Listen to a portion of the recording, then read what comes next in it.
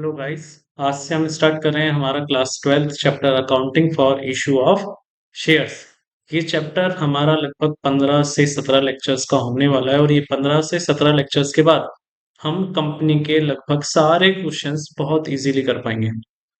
तो स्टार्ट करते हैं accounting for issue of shares.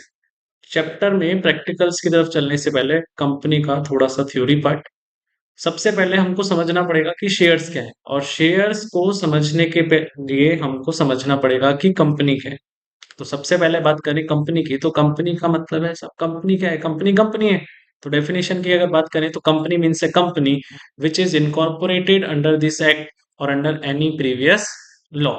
और इन सिंपल वर्ड्स, भाई यहां से हमको कंपनी को समझ में आई क्या, नहीं। लेकिन अगर बात करें सिंपल वर्ड्स में तो company is an artificial person. Company क्या है, एक आर्टिफिशियल पर्सन है। इट हैज कॉमन सील, इसकी अपनी एक क्या होती है, कॉमन सील होती है। And has separate existence from its members, और इसका एग्जिस्टेंस अपने मेंबर्स से क्या होता है, अलग होता है। With A perpetual succession.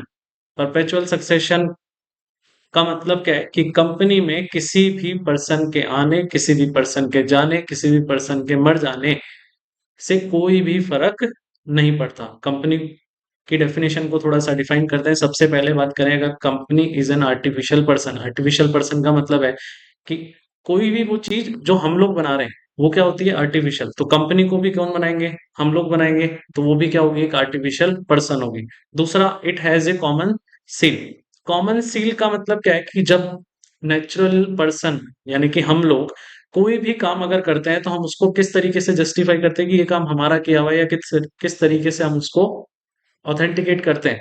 उसके लिए हमको क्या करना होता है, हमारे साइन करने होते हैं। इसी तरीके से कंपनी आर्टिफिशियल पर्सन है। अब कोई काम कंपनी ने किया या नहीं किया वो कैसे पता चलेगा, तो इसके लिए कंपनी अपने साइन करेगी। अब कंपनी एक्चुअल में सिग्नेचर तो कर नहीं सकती, इसलिए वो क्या यूज लेती है, कॉमन सील।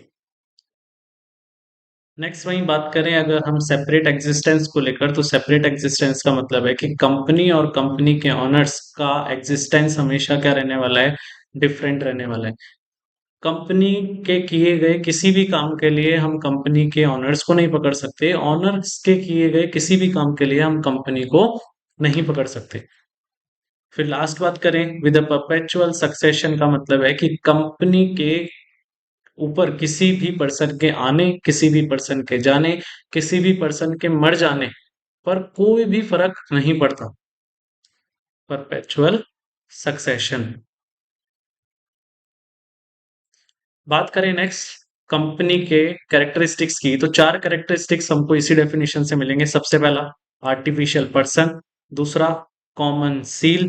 तीसरा, सेपरेट एग्जिस्टेंस। और चौथा हमारा रहेगा परपेचुअल सक्सेशन। इसके बाद में नेक्स्ट जो हमारा रहेगा, characteristics and features of company. यहाँ पे चार चीजें वही हैं जो हम अभी तक पढ़ के आए थे, artificial person, common seal, separate existence, perpetual succession. Next बात करें, लिमिटेड लाइबिलिटी। कंपनी के ऑनर्स की लाइबिलिटी हमेशा क्या होगी, लिमिटेड होगी। अब लिमिटेड किस चीज से होगी, या तो लिमिटेड होगी गारंटी से, या लिमिटेड होगी जितने के शेयर्स ऑनर्स ने होल्ड कर रखे हैं वहां तक। उससे ज्यादा कंपनी के ऑनर्स से कभी भी पेमेंट नहीं लिया जा सकता। नेक्स्ट है ट्रांसफेरेबिलिटी ऑफ शेयर्स। कंपनी के ऑनर्स कंपनी के शेयर्स को किसी को भी ट्रांसफर करने के लिए क्या है, फ्री है। ये भी इसकी क्या है, एक कैरेक्टरिस्टिक्स है। नेक्स्ट है मे स्यू और टू बी स्यूड, कि कंपनी के ऊपर कोई भी केस कर सकता है या कंपनी किसी और के ऊपर केस कर सकती है। ये भी कंपनी का क्या है, एक फीचर्स। नेक्स्ट बात करें टाइप्स और काइंड्स ऑफ कंपनीज की, तो सबसे पहले बात करें बेसिस ऑफ लाइबिलिटी। लाइबिलिटी के बेसिस पर कंपनी तीन टाइप की होगी। पहला है लिमिटेड बाय गारंटी। यहां ये जो कंपनी है इसमें ऑनर्स की लाइबिलिटी लिमिटेड हो जाएगी जितने की गारंटी उन्होंने कंपनी को दे रखी है। जैसे मान लेते हैं कि एक कंपनी है एक्स लिमिटेड जिसमें एक मेंबर है ए, और ए ने कहा कि कल को अगर कोई भी लॉस होता है तो वो 5 लाख तक की गारंटी ले रहा है कि कल को लॉस होता है तो वो 5 लाख तक की रिकवरी प्रोवाइड करा देगा। तो उसकी लाइबिलिटी कहां तक हो सकती है, सिर्फ 5 लाख तक, उससे ज्यादा नहीं हो सकती। हाँ, उससे कम जरूर हो सकती है। सेकंड बात करें लिमिटेड बाय शेयर्स। तो लिमिटेड बाय शेयर्स में कंपनी के मेंबर्स की या फिर ऑनर्स की लाइबिलिटी सिर्फ उसी अमाउंट तक लिमिटेड होती है जितने अमाउंट के उन्होंने शेयर होल्ड कर रखे हैं। जैसे बात करें कि ए ने एक्स लिमिटेड के 10 रुपए वाले शेयर होल्ड कर रखे हैं, 100 शेयर। तो ए की टोटल लाइबिलिटी कितनी बनेगी? 10 into 100 कितना हो जाएगा? 1000 रखे हैं। और तीसरा, अनलिमिटेड लाइबिलिटी कंपनी। इंडिया में ऐसी कोई कंपनी एग्जिस्ट नहीं करती, ये सिर्फ हमको पढ़ने के लिए दिया गया है। एक ऐसी कंपनी जिसमें मेंबर्स की लाइबिलिटी कैसी रहने वाली है? अनलिमिटेड। नेक्स्ट बात करें basis of number of members के बारे में, तो पहला होगा पब्लिक, दूसरा होगा प्राइवेट और तीसरा होगा वन पर्सन कंपनी। पहले बात करें अगर पब्लिक कंपनी की, तो पब्लिक कंपनी कौन सी होगी? पब्लिक कंपनी वो होगी जो प्राइवेट कंपनी नहीं है। बोले सर ये क्या बात कर रहे हो? बोले ऐसा हमारे कंपनी लॉ 2013 में लिख के दिया हुआ है। तो बात करें प्राइवेट कंपनी की, तो प्राइवेट कंपनी क्या होगी? नहीं नहीं, वो नहीं जो आप सोच रहे हो। प्राइवेट कंपनी का मतलब वो नहीं है कि जो पब्लिक कंपनी नहीं है। यहाँ इन्होंने प्राइवेट कंपनी को डिफाइन करके दिया हुआ है। प्राइवेट कंपनी वो कंपनी है जो अपने आर्टिकल ऑफ एसोसिएशन में कुछ रेस्ट्रिक्शंस लगाती है। वो रेस्ट्रिक्शन क्या है? पहला, कि कंपनी के ऑनर्स कंपनी के शेयर्स ट्रांसफर नहीं कर सकते। दूसरा restriction, minimum number of members कितने होने चाहिए? 2। और तीसरा, मैक्सिमम नंबर ऑफ मेंबर्स कितने होने चाहिए? 200। ये तीन रेस्ट्रिक्शंस जो कंपनीज अपने ऊपर लगाती है आर्टिकल ऑफ एसोसिएशन के थ्रू, वो कौन सी कंपनीज होती है? Private company. और जो ये कंपनी रेस्ट्रिक्शंस नहीं लगाती है अपने आर्टिकल ऑफ एसोसिएशन में, वो हो जाती है कौन सी? Public company. तो अभी दोनों में डिफरेंस समझ में आया होगा कि पब्लिक कंपनी कौन सी होती है और प्राइवेट कंपनी कौन सी होती है। नेक्स्ट अगर बात करें वन पर्सन कंपनी, एक कंपनी जिसमें सिर्फ मेंबर्स के फॉर्म में एक पर्सन वर्क करेगा, सिर्फ और सिर्फ एक पर्सन, वो कौन सी कंपनी रहेगी? One person company. अब हमने बात की थी कंपनी लिमिटेड बाय शेयर्स, ऐसी कंपनी जिसमें मेंबर्स की लाइबिलिटी लिमिटेड होती है जितने के शेयर्स उन्होंने होल्ड कर रखे हैं। तो अब समझते हैं कि यहाँ शेयर क्या चीज है।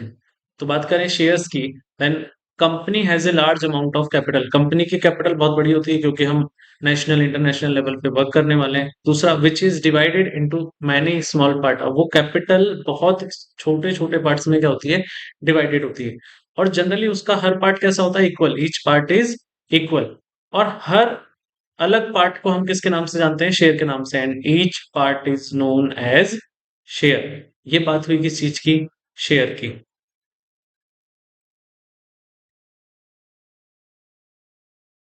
नेक्स्ट बात अगर करें टाइप्स ऑफ शेयर्स की, तो शेयर्स दो टाइप के होते हैं, पहला इक्विटी शेयर्स और दूसरा प्रेफरेंस शेयर्स। इक्विटी शेयर्स कौन से होते हैं? इक्विटी शेयर्स वो होते हैं जो प्रेफरेंस शेयर्स नहीं होते। फिर से वही बात, ये डेफिनेशन कंपनीज एक्ट 2013 में लिख के दी हुई है कि इक्विटी शेयर्स क्या होते हैं। वहीं अगर बात करें नेक्स्ट प्रेफरेंस शेयर्स की, तो प्रेफरेंस शेयर्स को यहाँ इन्होंने डिफाइन कर रखा है कि प्रेफरेंस शेयर वो शेयर है जो कुछ जगह पर होल्डर्स को प्रेफरेंस प्रोवाइड कराते हैं, जिसमें पहला है कि डिविडेंड पहले प्रेफरेंस वालों को मिलेगा, बाद में इक्विटी वालों को मिलेगा। नेक्स्ट, कि अगर कल को कंपनी बंद होने वाली है, कंपनी कहाँ चली गई है? लिक्विडेशन में अगर चली गई है, तो पहले पैसा रिफंड जो करना है वो प्रेफरेंस शेयर होल्डर्स को करना है, बाद में किसको रिफंड होगा? इक्विटी शेयर होल्डर्स को। यानी कि हर जगह प्रेफरेंस जिनको मिलेगी वो कौन से शेयर्स हो जाएंगे? Preference shares.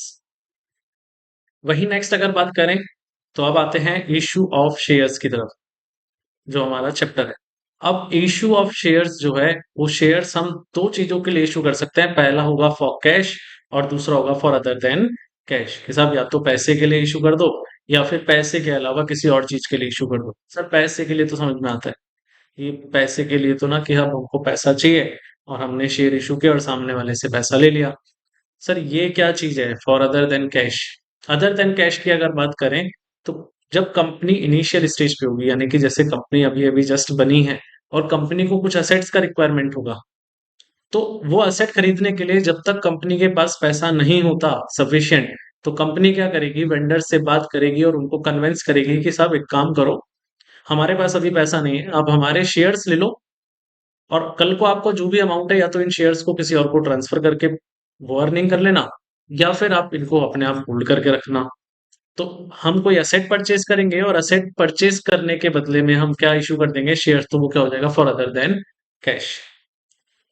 अब बात करें फॉर कैश की, तो कैश में शेयर्स दो तरीके से इशू हो सकते हैं, इन लमसम, जहां हम सारा पैसा एक ही बार में ले लेंगे, कि 10 रुपए का अगर शेयर है तो हमने सामने वाले को शेयर दिया और सामने वाले से 10 रुपए साथ के साथ ले लिए, वो क्या हो जाएगा हमारा इन लम सम। नेक्स्ट बात करें सेकंड, इन इंस्टॉलमेंट। साहब 10 रुपए का शेयर है और उस 10 रुपए शेयर के पैसे हम टुकड़ों में ले रहे हैं, 2 रुपए एक बार में ले लिए, 3 रुपए एक बार में ले लिए, 4 रुपए एक बार में ले लिए, वो क्या हो जाएगी हमारी इन इंस्टॉलमेंट। और इन दोनों ही तरीकों में, फॉर कैश और फॉर अदर देन कैश, इन दोनों ही तरीकों में हम शेयर्स को तीन तरीके से इशू कर सकते हैं। सबसे पहला होगा एट पार, दूसरा होगा एट प्रीमियम और तीसरा होगा एट डिस्काउंट। सबसे पहले बात करें एट पार की। एट पार का मतलब है कि 10 रुपए का शेयर है और हमने रिसीव भी कितने करने हैं, 10 रुपए। दूसरा एट प्रीमियम, अब शेयर तो 10 रुपए का है लेकिन हम इसको इशू करेंगे कितने रुपए पर, 12 रुपए पर या फिर 13 रुपए पर या 15 रुपए पर या फिर 25, जितना हो सकता है उतना। हम जितना ज्यादा एक्स्ट्रा पेमेंट लेंगे वो हमारे लिए क्या होने वाला है, प्रीमियम। तीसरा बात करें एट डिस्काउंट। डिस्काउंट का मतलब क्या कि 10 रुपए का शेयर है लेकिन हम इसको इशू करेंगे 9, 8, 7, जितना हो सकता है उतने के हिसाब से। अब यहाँ एक क्वेश्चन अराइज होता है कि क्या कोई कंपनी डिस्काउंट पे शेयर इशू कर सकती है? नहीं सर, अभी तो आपने कहा कि डिस्काउंट पे शेयर इशू कर सकते हैं। देखो, अगर कभी भी हमारे पास डायरेक्ट क्वेश्चन है कि क्या कोई कंपनी डिस्काउंट पे शेयर इशू कर सकती है, तो नहीं कर सकती। लेकिन अरे रुकने का रे, पूरी बात सुन के जाने का। कंपनी डिस्काउंट पे शेयर इशू कुछ कंडीशंस पे कर सकती है, जिसमें से पहली सिचुएशन है issue of sweat equity share. कौन से share? Sweat equity share. Second, bonus issue. अगर कंपनी बोनस शेयर इशू करना चाहती है, वो फ्री ऑफ कॉस्ट इशू होते हैं, तो वो भी किस पे इशू होंगे, डिस्काउंट पे। थर्ड बात करें किस चीज की, एम्प्लॉय स्टॉक ऑप्शन प्लान। अगर कंपनी अपने एम्प्लॉयज के लिए कुछ शेयर इशू कर रही है तो वो शेयर्स भी किस पे इशू हो सकते हैं, डिस्काउंट पे। थर्ड, अब बात करें फोर्थ की, उसमें आएगा हमारा राइट शेयर्स। राइट शेयर्स भी कंपनी किस पे इशू कर सकती है, डिस्काउंट पे। एंड फिफ्थ लास्ट जो रहेगा हमारा, री इशू ऑफ फॉरफिटेड शेयर्स। जो शेयर्स हम फॉरफिट करेंगे, लोगों से वापस लेंगे और उन्हीं को वापस किसी और को इशू करना है, तो वो शेयर्स भी किस पे इशू हो सकते हैं, डिस्काउंट पे इशू हो सकते हैं। तो यहां से हमारा कंपनी का थ्योरी पार्ट कंप्लीट हो गया। हम अब हम चलेंगे कंपनी के प्रैक्टिकल पार्ट की तरफ नेक्स्ट लेक्चर में। थैंक्स।